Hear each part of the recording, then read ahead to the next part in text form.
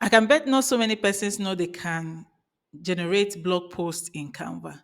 So this tutorial is basically to show you how. So let's head over to Canva AI. So what we want to create is a document. So I'm going to select document and click on type so I can select the type of document I want. So these are the different types of documents you can create in Canva. So we have blog post, summary, outline, social media post, description. Let's say you want a product description, you can use this as well.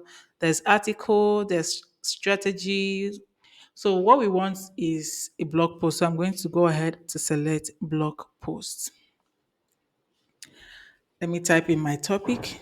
So my topic is 5 essential leadership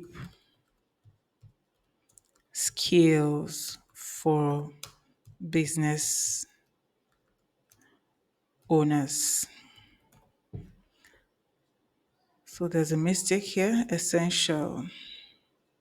So here is my blog post topic.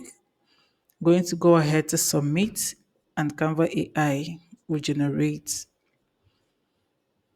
my blog post. So here is my blog post. I'm going to click on it so we can see it clearly. So this is a blog post. This is what we have. So I'm going to click on use in Canva editor so I can edit where necessary if I want. So here it is.